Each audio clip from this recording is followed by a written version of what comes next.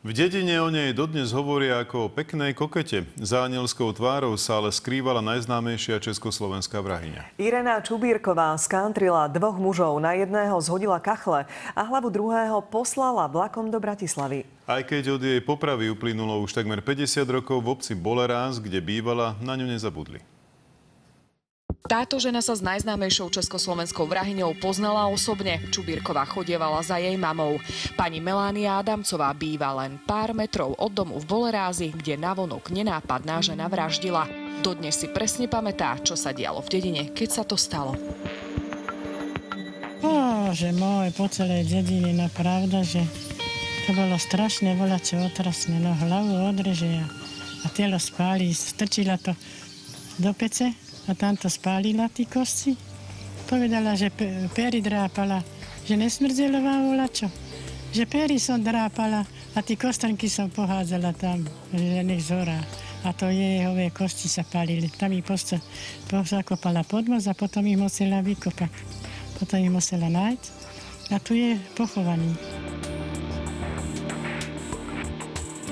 Ten muž sa volal Ambróž Čepka, mal s ňou 3 deti. V osudný deň od rána popíjal, keď spadol zo stoličky. Čubírková ho dvakrát udrela sekerou do hlavy. Potom ju sekáčikom na mäso oddelila od zvyšku tela. To bolo v roku 1964. Ona tú hlavu zaniesla do vlaku.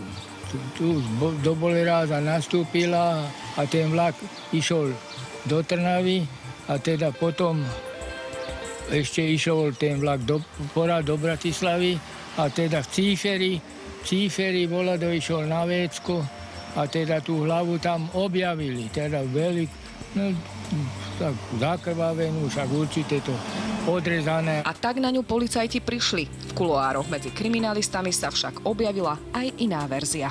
Hovorila sa taká historka, že vlastne na ten prípad sa prišlo tak, že nejaký kriminalista alebo policajt bol u nej doma a bol zvedavý, čo sa v tej peci pečie. Sama Čubírková policajtom neskôr povedala, že Ščepka bol na ňu hrubý a stále sa jej vyhrážal smrťou. Počkaj, ja ťa zabijem, održem ti hlavu a podobne. Čiže to, čím sa jej vyhrážal, tak urobila presne podľa jeho návodu. Nebola to ale jej prvá vražda. V roku 1951 bola vydatá za Jána Čubírku. Podvádzala ho s ďalším mužom. S milencom sa dohodli, že manžela skántria. Manžela sa najprv snažila otráviť, že mu primiešala do nápoja niečo, to nevyšlo, tak potom ho ovalila niečím, hodila mu na hlavu kachle a milenec ho ešte dotlkol.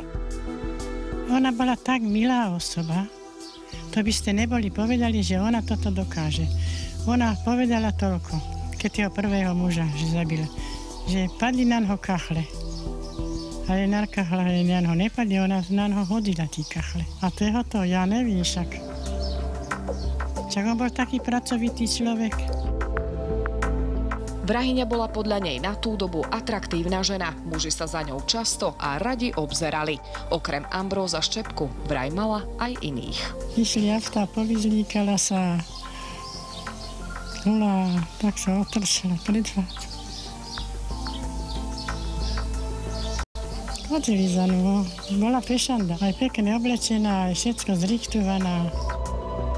Hen tam stávali priehradu, takú vodnú nádrž stávali.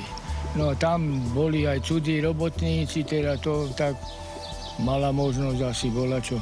Za mojich kriminalistických čias sme si medzi kolegami hovorili, keď bola nejaká brutálna násilnícka žena, že to je taká Čubírková, čiže to je pojem. Aj po 50 rokoch príbeh Ireny Čubírkovej stále rezonuje a zaujíma nielen laickú, ale aj odbornú verejnosť. A prečo je to tak? Zabila 2 ľudí, dostala trest smrti, rozčlenila tie tela, alebo teda nejak tak zasahovala do tých tiel. Bola to ukrutná dáma, čiže je to naozaj taký typický hororový príbeh pretkaný erotikou, jedmi, brutalitou a všetkým, čo dobrý horor má mať. Roman Rúdka, ja Zuzana Ondrušková, televízia Markíza.